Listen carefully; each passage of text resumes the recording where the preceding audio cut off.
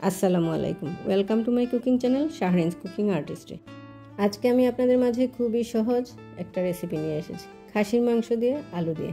এটা আসলে এমন কিছু না যে ভিডিও দেখানোর মতো, কিন্তু এরপরেও আমি কিভাবে রান্না করেছি সেটাই আপনাদের মাঝে শেয়ার করেছি। যদি রেসিপিটি ভালো লেগে থাকে তাহলে ফুল রেসিপিটি দেখার জন্য আমার সাথেই থাকুন।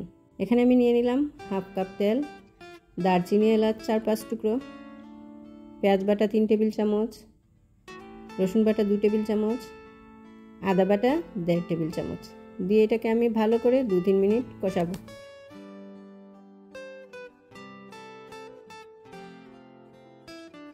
এখন দিয়ে দিচ্ছি 1.5 চা চামচ হলুদ গুঁড়ো ও 2 চা চামচ মরিচ গুঁড়ো, জিরে গুঁড়ো 1 চা চামচ, গরম মশলা পাউডার 1 চা চামচ দিয়ে ভালো করে আমি এটাকে আরও 2-3 মিনিট কষাবো। এর মধ্যে দিয়ে দিলাম আমি 2টো তেজপাতা ও স্বাদ মতো লবণ। এখন দিয়ে দিচ্ছি আগে থেকে ধুয়ে পরিষ্কার করে রাখা 1.5 কেজি খাসির মাংস। আমি এটাকে খুব ভালো করে কষাবো, আস্তে আস্তে অল্প আঁচে কষাবো। খাসির মাংস যত বেশি কষানো হবে এত তার স্বাদ বৃদ্ধি পায়। এদিকে একটা পাতিলের মধ্যে আমি ছোট লাল গোল আলুগুলো সেদ্ধ বসিয়ে দিয়েছি।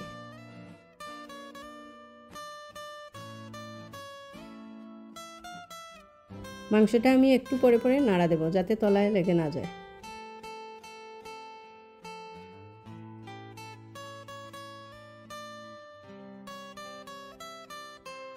আলুগুলো সিদ্ধ হয়ে গেছে, এখন আমি এগুলোকে ছিলে নিচ্ছি।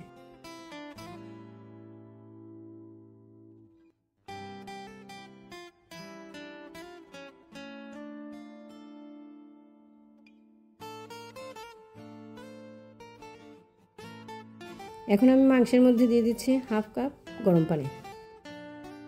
এদিকে মাংসটা সেদ্ধ হতে থাকুক, ওদিকে আমি আলুগুলোকে ভেজে নেব।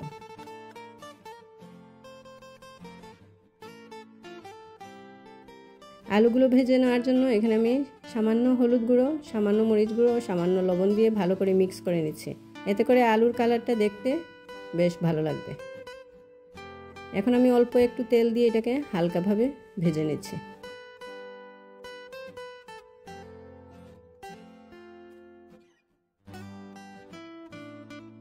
মাংসটা অনেকটাই সেদ্ধ হয়ে গেছে, কষানোর মধ্যেই মাংস আমার সেদ্ধ হয়ে গেছে। এখন আলুগুলো দিয়ে আমি আরও 5 মিনিট মাংসটাকে রান্না করব।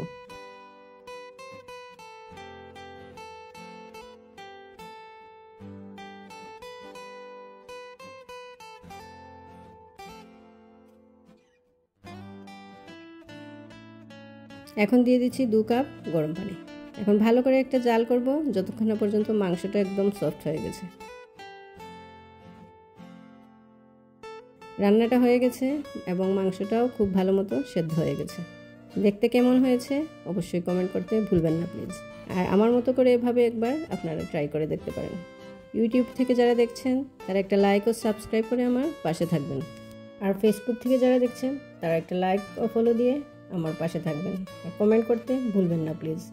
এতক্ষণ যারা আমার ভিডিওটি দেখেছেন তাদেরকে অসংখ্য ধন্যবাদ। পরবর্তী রেসিপি দেখার আমন্ত্রণ রইল।